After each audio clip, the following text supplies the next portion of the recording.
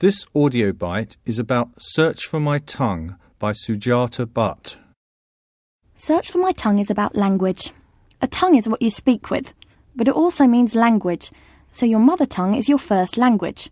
And the title, Search for My Tongue, gives us the idea that it's a person who's lost their first language, and they're trying to find it again.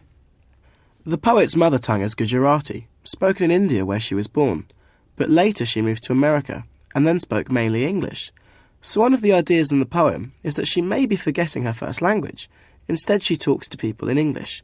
And in the poem she talks about her feelings, about speaking two languages.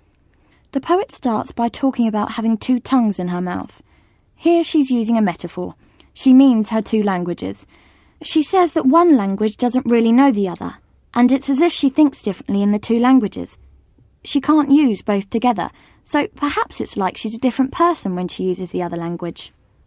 Just like when you have to learn a foreign language at school, or if you go abroad on holiday, you sometimes can't really explain what you want, like you can in English. And she finishes the first part by saying if you lived abroad, your first language would die, apart from when you dream. And suddenly the next part of the poem is in Gujarati, which most people in England can't read or understand. So now we begin to know how she feels when she's in a new country. She feels lost, or she can't communicate, or she feels an outsider.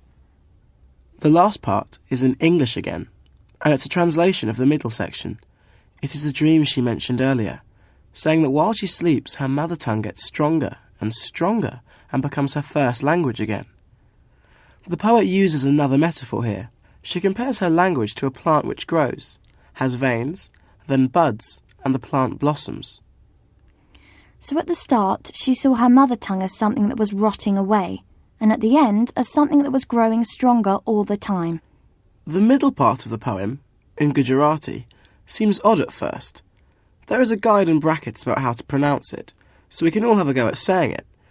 But most of us don't understand what it means, and the English version comes second, after her mother tongue, so the poet again gives you an idea of how she feels.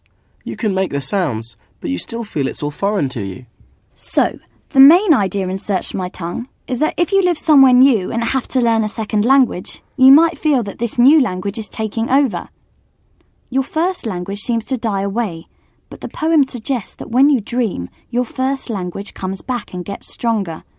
The poet might want us to think of more difficult ideas too. Perhaps that your first language is part of your culture. It is your link to your family, your childhood, and it is a link to who you are. Because of this, you can use Search for My Tongue to write about coping with change, or about living in different cultures, or about identity. You can also use it to show how important language is.